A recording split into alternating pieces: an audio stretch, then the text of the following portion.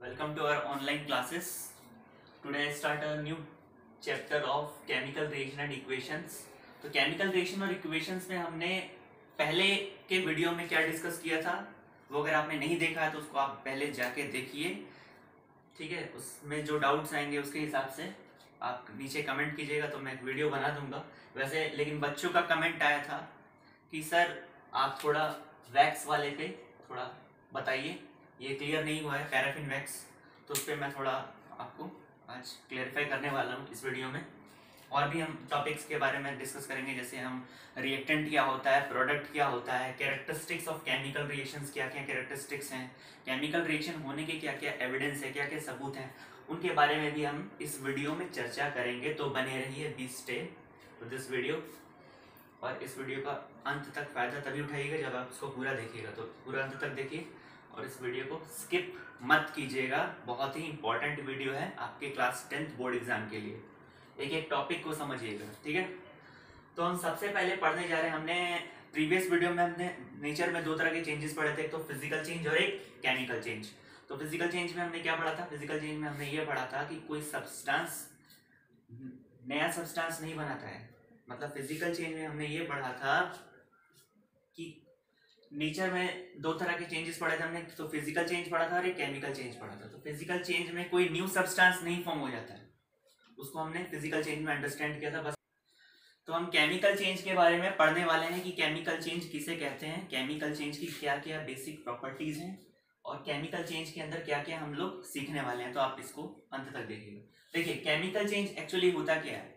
Chemical change कुछ नहीं होता है, उसमें नया सब्सटेंस विथ न्यू प्रॉपर्टीज के साथ कोई एक नया सब्सटेंस बनता है। जैसे हम रिएक्टेंट में, जैसे मान लीजिए मैंने पैराफिन वैक्स लिया, इसको जब मैं, देखिए ये आपका हो गया एक कैंडल, ध्यान दीजिए इधर, ये आपका कैंडल हो गया। कैंडल को जब आप जलाते हो तो उसका साइज क्या होता है, डिक्रीज हो जाता है। तो एक्चुअली इसका मास जाता कहाँ पे है, मास एक्चुअली जाता है H2O और CO2 के फॉर्म में। H2O यानी लिक्विड के फॉर्म में और CO2 यानी जो आपका कार्बन होता है उसके फॉर्म में एमिट हो जाता है, तो उसके फॉर्म में जाता है। तो आप एक काम कीजिए, आप इस H2O और CO2 को आप क्या कीजिए, एक जगह कलेक्ट कर लीजिए, ठीक है। आपने क्या किया, इस H2O और CO2 को कलेक्ट कर लिया, तो आप देखेंगे कि इसका मास, इस H2O और CO2 का मास और इस पैराफिन वैक्स का मास जलाने से पहले जो था सॉलिड फॉर्म में, जो पैराफिन था, जो आपका वैक्स था, जो कैंडल था, इसका मास, दोनों का मास क्या रहेगा, सेम रहेगा। लेकिन कंडीशन इसमें एक नई कंडीशन ये आएगी कि आपको नया सब्सटेंस मिल गया। यहाँ पर आपको देखिए नया सब्सटेंस मिल गया। यहाँ पे क्या मिला आपको, वाटर मिला और CO2 मिला। मिला कि नहीं मिला। आपने पैराफिन को जब ऑक्सीजन के प्रेजेंस में हीट किया तो आपको क्या मिला, कार्बन डाइऑक्साइड मिला और वाटर मिला। तो इसमें आप देखेंगे कोई नया एलिमेंट बन के फॉर्म नहीं हुआ। एलिमेंट्स क्या है, कार्बन ही है, ऑक्सीजन ही है, यहाँ भी कार्बन ही है, यहाँ भी ऑक्सीजन ही है, यहाँ भी हाइड्रोजन है, यहाँ भी हाइड्रोजन है। तो कोई नया एलिमेंट नहीं मिला, लेकिन उसका रीअरेंजमेंट हो गया। क्या हो गया, रीअरेंजमेंट हो गया। तो इसी को हम क्या बोलते हैं, केमिकल रिएक्शन, ठीक है, समझ में आया। देखिए अगर मैं जनरल फॉर्मूला क्या इसको, देखिए मैंने आपको बताया था इसमें कार्बन भी इधर ही है, इधर भी कार्बन है, इधर भी हाइड्रोजन है, इधर भी हाइड्रोजन है, इधर भी ऑक्सीजन है, इधर भी ऑक्सीजन है। तो क्या इससे क्या हमको देखने को मिलता है, इस अगर रिएक्शन को मैं ऑब्जर्व करूं, तो इस रिएक्शन को अगर मैं ऑब्जर्व करता हूं तो हमें क्या देखने को मिलता है, इस रिएक्शन को अगर मैं ऑब्जर्व करता हूं तो मुझे ये देखने को मिलता है कोई नया डिफरेंट एलिमेंट नहीं बन रहा है। यहाँ पे नाइट्रोजन नहीं बन के तैयार हुआ है, यहाँ पे कार्बन है तो इधर भी कार्बन ही हो रहा है। तो सब्सटेंस नया बन रहा है विद डिफरेंट प्रॉपर्टीज। इसकी प्रॉपर्टी अलग है, कार्बन डाइऑक्साइड की प्रॉपर्टी ऑक्सीजन से अलग है, वाटर की प्रॉपर्टी पैराफिन वैक्स से अलग है, तभी वो केमिकल रिएक्शन कहलाएगा, नहीं तो केमिकल रिएक्शन नहीं कहलाएगा। ध्यान देने वाली बात यह है, इसको ध्यान से सुनिएगा इस बात को जो मैंने अभी बोला है, ठीक है। अगर मैं, ये आपका जनरल फॉर्मूला होता है पैराफिन वैक्स का, मैं GF लिख देता हूं, जनरल फॉर्मूला होता है पैराफिन वैक्स का CnH2n+2। हम इसको हाइड्रोकार्बन में डिटेल में पढ़ेंगे। और पैराफिन क्या होता है, मैंने यहाँ पे नोट में लिखा हुआ है, ध्यान दीजिएगा। पैराफिन होता है व्हाइट कलरलेस सॉलिड वैक्स, एक व्हाइट तरह का कलरलेस होता है सॉलिड वैक्स, उसको हम पैराफिन बोलते हैं। ये जनरली सैचुरेटेड हाइड्रोकार्बन होता है। हम हाइड्रोकार्बन चैप्टर में, कार्बन और कंपाउंड में हम डिस्कस करने वाले हैं कि पैराफिन क्या होता है। पैराफिन में हम उसमें डिस्कस करेंगे दो तरह के हाइड्रोकार्बन होते हैं, एक सैचुरेटेड होता है, एक अनसैचुरेटेड होता है। ये सैचुरेटेड टाइप का हाइड्रोकार्बन है, तो उसमें हम डिस्कस करेंगे, ठीक है, पैराफिन के बारे में। अभी मैं जस्ट जनरली बस आपको ये बता देना चाहता हूँ पैराफिन होता क्या है, ठीक है ना। ये जॉइंट पेन वगैरह, नी वगैरह के पेन वगैरह में रिलीफ करने के लिए इसको यूज किया जाता है। स्पा सैलून वगैरह में भी इसका काम आता है, इसको हम वहां भी डेली लाइफ में यूज करते हैं पैराफिन को। तो बेसिकली देखिए यहाँ पे मैंने जनरल फॉर्मूला लिया पैराफिन का, ध्यान दीजिएगा, CnH2n+2, ठीक है। इसको हम क्या बोलते हैं, पैराफिन बोलते हैं। अब यहाँ पे अगर मैं n की वैल्यू 1 लेता हूं तो आपको क्या देखने को मिलेगा, यहाँ पे मीथेन मिल रहा है। क्या मिल रहा है, CH4। यहाँ ध्यान दीजिएगा, यहाँ CH4 मिल रहा है। हाँ। देखिए हमने जनरल फॉर्मूला लिया था यहाँ पे पैराफिन का, इसमें मैंने n की वैल्यू 1 पुट की है। n यहाँ पे क्या है, नंबर ऑफ एटम्स। ध्यान दीजिएगा n का मतलब है यहाँ पे नंबर ऑफ एटम्स। तो नंबर ऑफ एटम्स हम कितना ले रहे हैं, 1 ले रहे हैं। अगर मैं c की वैल्यू, n की वैल्यू अगर मैं 1 लेता हूं तो यहाँ पे C1H2 × 1 + 2 कितना होगा, H4 यानी CH4। यहाँ पे मैं n की वैल्यू 1 लेता हूं तो 3 + 1 4, हाफ O2 यानी कितना आएगा 2O2, 4 × हाफ कटेगा तो कितना बचेगा 2O2। अब देखिए ये आपका हो गया रिएक्टेंट, ये हो गया प्रोडक्ट। अभी हम डिस्कस करेंगे रिएक्टेंट किसे कहते हैं, प्रोडक्ट किसे कहते हैं। अभी ज्यादा जल्दीबाजी ठीक नहीं है, अभी ध्यान से सुनिए। यहाँ पे n की वैल्यू 1 रखूंगा तो मैं कितना आएगा, CO2 आएगा केवल। n की वैल्यू 1 रखेंगे तो 1 × CO2 1 ही होगा। 1 से किसी भी चीज को मल्टीप्लाई कीजिएगा तो 1 ही आएगा। यहाँ n की वैल्यू 1 रखेंगे तो 1 + 1 कितना आएगा, 2H2, तो 2H2 आ गया। अब देखिए ये इक्वेशन बैलेंस है कि नहीं है, बैलेंस है। एक बार चेक कर लेते हैं तसल्ली के लिए। कार्बन यहाँ पे 1 है, यहाँ पे भी कार्बन 1 है। यहाँ पे हाइड्रोजन कितना है, 4 है। यहाँ पे हाइड्रोजन देख लीजिए, 2 × 2 = 4, यहाँ भी बैलेंस है हाइड्रोजन। ऑक्सीजन कितना है, 2 × 2 = 4, यहाँ पे ऑक्सीजन 2 है, O2 2 ऑक्सीजन। यहाँ पे एटम्स कितने ऑक्सीजन के, 2 एटम्स है। यहाँ पे ऑक्सीजन के कितने एटम्स हैं, 2 ऑक्सीजन के एटम्स हैं, यानी 2 × 2 = 4, यानी 2 इधर भी, 4 इधर भी है, 4 इधर भी है, यानी बैलेंस है। टोटली ये बैलेंस्ड रिएक्शन है। अभी हमने केमिकल चेंज के बारे में पढ़ा था। केमिकल चेंज किसे कहते हैं, केमिकल रिएक्शन क्या होता है, अभी हमने डिस्कस किया था। उसके बाद हम नेक्स्ट डिस्कस करने जा रहे हैं रिएक्टेंट क्या होता है और प्रोडक्ट किसे कहते हैं, ठीक है ना। तो केमिकल रिएक्शन जब होता है, जब कोई भी केमिकल रिएक्शन ऑकर हो रहा होता है, जब केमिकल रिएक्शन ऑकर हो रहा होता है, ध्यान से सुनिएगा।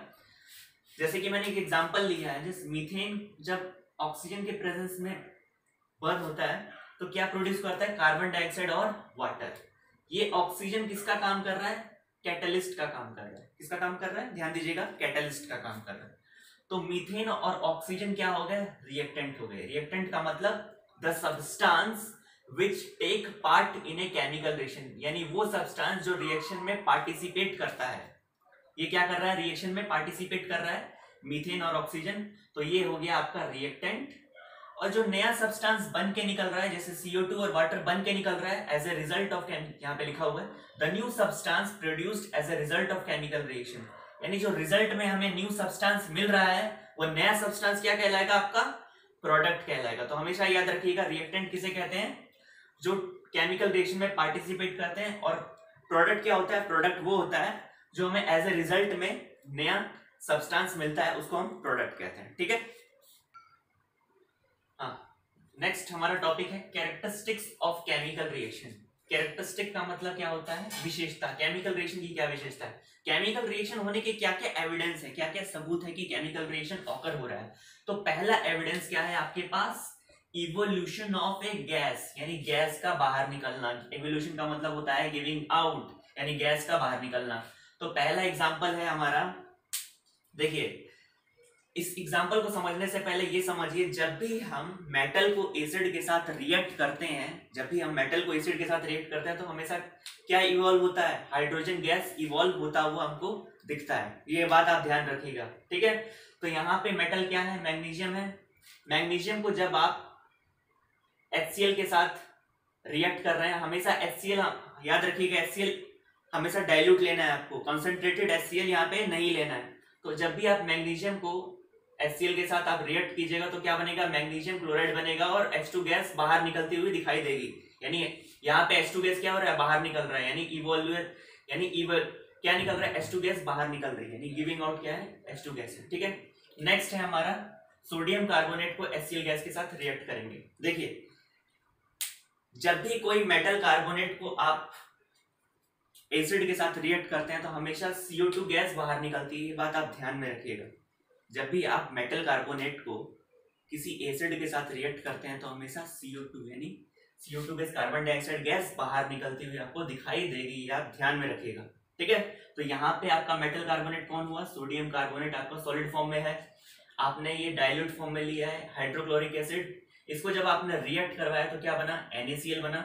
यहाँ पे CO2 गैस बाहर निकल गई और आपको लिक्विड फॉर्म में वाटर आपको मिल गया, यानी CO2 गैस क्या हो रही है, इसमें से इवॉल्व हो रही है, बाहर निकल रही है। ठीक है, अब देखिए इसमें आप जनरली आपका छोटा, ये आपका टॉपिक एक्चुअली आप 10th क्लास में है तो आप स्कूल वगैरह में जाइएगा तो ये आपका लेबोरेटरी में भी आपको देखने को मिलेगा, ये एक्सपेरिमेंट आपका लेबोरेटरी में। तो लैब में आप जनरली एक्सपेरिमेंट क्या कीजिएगा, लैब में आपको एक्सपेरिमेंट इस प्रकार से करना है, आपको एक बीकर लेना है, बीकर में आपको पहले कॉन्सेंट्रेट HCl को डाइल्यूट में कन्वर्ट करना है। अगर डाइल्यूट अवेलेबल है तो आप डाइल्यूट डायरेक्ट ले सकते हैं, नहीं तो आप उसको कॉन्सेंट्रेट, उसको आप डाइल्यूट कर दीजिए, कॉन्सेंट्रेट को आप डाइल्यूट कर दीजिए, नहीं है तो अवेलेबल है तो आप ले सकते हैं। तो आपको पहले क्या करना है, पहले आपको मेटल लेना है, पहले आपको सुनिए, पहले आपको करना क्या है, पहले आपको HCl को डालना है बीकर में, कॉन्सेंट्रेट HCl को आपने बीकर में डाल दिया। उसके बाद आप जिंक मैग्नीशियम ग्रेनुअल्स, आप इसमें जिंक भी ले सकते हैं, मैग्नीशियम भी ले सकते हैं, ध्यान दीजिएगा, मैग्नीशियम भी ले सकते हैं, जिंक भी ले सकते हैं। यहाँ मैंने मैग्नीशियम लिखा है तो आप मैग्नीशियम ही लीजिएगा। तो आपने मैग्नीशियम के ग्रेनुअल्स ले लिए, उसको आप डाल दीजिए, किसमें, बीकर में डाल दीजिए। आप देखिएगा जब आप बीकर में उसको डालेंगे मैग्नीशियम ग्रेनुअल्स को, तो आप जब बीकर में डालेंगे, यहाँ देखिएगा, ये आपने लिया, यहाँ पे आपका डाइल्यूट HCl है, बीकर में डालिएगा तो यहाँ पे छोटा छोटा बबल्स फॉर्म होना स्टार्ट हो जाएगा। ठीक है, छोटा छोटा क्या बबल्स फॉर्म होना स्टार्ट हो जाएगा और ये बबल्स ऊपर तक निकलता हुआ चालू हो जाएगा। ये बबल्स एक्चुअली है क्या, ये बबल्स कुछ नहीं है, ये बबल्स है आपका हाइड्रोजन गैस। ध्यान दीजिएगा, ये जो बबल्स निकल रहा है वो हाइड्रोजन गैस है। अगर इस बबल को आप डिलीवरी ट्यूब के थ्रू पास करवाइएगा और वहां पे कैंडल ले जाके आप उसके पास रखिएगा तो एक पॉप साउंड आएगा जो ये शो करेगा कि हाइड्रोजन गैस रिलीज हो रहा है। ध्यान दीजिएगा, हाइड्रोजन गैस क्या हो रहा है, रिलीज हो रहा है। इसका मतलब इवोल्यूशन ऑफ ए गैस हमें दिखाई होता हुआ नजर आएगा। ठीक है, कैरेक्टरिस्टिक ऑफ केमिकल रिएक्शन में जो एविडेंस है वो एविडेंस है हमारे पास फॉर्मेशन ऑफ प्रेसिपिटेट, यानी प्रेसिपिटेट का बनना। प्रेसिपिटेट बनता कैसे, तो सबसे पहले हमें ये पता होना बहुत जरूरी है कि प्रेसिपिटेट कहते किसको है। ठीक है, तो सबसे पहले ये समझेंगे कि प्रेसिपिटेट का मतलब क्या होता है। तो प्रेसिपिटेट एक तरह का सॉलिड प्रोडक्ट होता है जो कि इनसॉल्युबल होता है। प्रेसिपिटेट क्या होता है, एक तरह का सॉलिड प्रोडक्ट होता है, ध्यान से सुनिएगा, एक तरह का सॉलिड प्रोडक्ट है जो कि इनसॉल्युबल सॉल्ट होता है, जो रिएक्शन, केमिकल रिएक्शन के दौरान सेपरेट आउट हो जाता है। ठीक है ना, सेपरेट आउट हो जाता है। जैसे कि मैं आपको जनरल एग्जांपल समझाता हूं, जैसे कि आप ये समझिए, आप एक टेस्ट ट्यूब लीजिए, टेस्ट ट्यूब में आप एक गिलास पानी डालिए, टेस्ट ट्यूब लिया आपने, टेस्ट ट्यूब लिया, टेस्ट ट्यूब में आप एक गिलास पानी डालिए, उसमें आप चौक का पाउडर ले जाके उसमें डाल दीजिए। तो आप देखिएगा कुछ सेकंड्स में चौक का पाउडर जाके नीचे क्या हो जाएगा, सेटल डाउन हो जाएगा। तो प्रेसिपिटेट जैसा दिखता है, वो जो नीचे जाके सेटल डाउन हो गया है वो क्या, एक तरह का सॉलिड प्रोडक्ट है जो कि इनसॉल्युबल क्या है, चॉक पाउडर क्या एक तरह का सॉलिड प्रोडक्ट है जो कि इनसॉल्युबल सॉल्ट है, इनसॉल्युबल सॉल्ट की तरह बिहेव कर रहा है और वो क्या हो रहा है, नीचे जाके सेटल डाउन हो गया है। ठीक है, तो वो प्रेसिपिटेट जैसा दिखता है, प्रेसिपिटेट है नहीं। ठीक है, आप इतना समझिए। तो प्रेसिपिटेट जैसा दिखता है, वो दिखता कैसे हम यहाँ पे समझते हैं। देखिए, आप एक क्या कीजिए, आप कंटेनर लीजिए, आप एक टेस्ट ट्यूब लीजिए, टेस्ट ट्यूब में आपको लेड नाइट्रेट डालना है। क्या डालना है आपको, लेड नाइट्रेट। लेड नाइट्रेट में आप पोटेशियम आयोडाइड के कुछ क्या डालिएगा, ड्रॉप्स डालिएगा। आपने क्या लिया, टेस्ट ट्यूब में लेड नाइट्रेट लिया, लेड नाइट्रेट में आपको क्या डालना है, पोटेशियम आयोडाइड के कुछ ड्रॉप्स डालने हैं। जब आप पोटेशियम आयोडाइड का कुछ ड्रॉप्स उसमें डालिएगा तो आपको क्या नजर आएगा, येलो कलर का एक लेड आयोडाइड नजर आएगा, जिसको हम PbI2 बोलते हैं, जिसका जनरल फॉर्मूला क्या होता है, PbI2। ठीक है ना, PbI2 मतलब लेड आयोडाइड, वो येलो कलर का नजर आएगा। तो येलो कलर क्या हो जाता है, नीचे जाके हमें बनता हुआ क्या नजर आया, हमने रिएक्टेंट में क्या लिया था, हमने लिया था लेड नाइट्रेट। लेड नाइट्रेट को जब हमने पोटेशियम आयोडाइड से रिएक्ट करवाया तो हमको क्या मिला, लेड आयोडाइड मिला, जो कि येलो कलर का प्रेसिपिटेट होता है, जो नीचे जाके सेटल डाउन हो जाता है। मैंने प्रेसिपिटेट के लिए डाउनवर्ड एरो को शो किया, यहाँ पे आप देख सकते हैं इसको ध्यान से, ये PbI2 है, डाउनवर्ड एरो यानी प्रेसिपिटेट जो आके नीचे जाके सेटल डाउन हो गया है। और क्या बनता है, और दूसरा हमको क्या मिलेगा, दूसरा हमको मिलेगा पोटेशियम नाइट्रेट मिलेगा। ठीक है, ये लेड नाइट्रेट क्या है, इनसॉल्युबल है। ठीक है ना, क्योंकि वो प्रेसिपिटेट है। प्रेसिपिटेट क्या होता है, इंसॉल्युबल सॉल्ट होता है, तो ये भी एक इंसॉल्युबल सॉल्ट है जो येलो कलर का पीपीटी शो कर रहा है इसमें। ठीक है, तो ये आपका हो गया फॉर्मेशन ऑफ प्रेसिपिटेट। ठीक है, तो यहाँ से आपका क्लियर हो जाता है प्रेसिपिटेट किसे कहते हैं, प्रेसिपिटेट बनता कैसे है। ठीक है, ये वेरी वेरी इंपॉर्टेंट रिएक्शन है जो आपके बोर्ड एग्जाम में हमेशा पूछता है, तो आप इसको पक्का लर्न कर लीजिएगा। इससे रिलेटेड क्वेश्चन क्या होंगे वो मैं अगले वीडियो में डिस्कस करूंगा। ठीक है, थैंक यू स्टूडेंट्स। देखिए यहाँ पे हमने फॉर्मेशन ऑफ प्रेसिपिटेट का बारे में डिस्कस किया था। प्रेसिपिटेट कहते किसको है, प्रेसिपिटेट फॉर्म कैसे होता है केमिकल रिएक्शन के दौरान। अब आने वाले वीडियो में हम डिस्कस करेंगे इससे रिलेटेड कैसे बोर्ड में क्वेश्चंस आते हैं, वो हम डिस्कस करेंगे। इसके बाद हम डिस्कस करेंगे कि क्या क्या कैरेक्टरिस्टिक्स और भी है केमिकल रिएक्शन की। केवल 2 ही कैरेक्टरिस्टिक आज हमने डिस्कस किया इस वीडियो में, और लेटर आने वाली वीडियो में हम डिस्कस करेंगे change in state, change in temperature, change in colour. इसके बारे में भी हम लेटर आने वाली वीडियो में डिस्कस करेंगे। ठीक है, और इससे रिलेटेड क्वेश्चंस को भी हम लेंगे। ठीक है, और टाइप ऑफ केमिकल रिएक्शन आगे हम बहुत चीज डिस्कस करने वाले हैं, तो वीडियो को प्लीज स्किप मत कीजिएगा, वीडियो को साथ बने रहिए, देखिए और एंजॉय कीजिए। Be happy.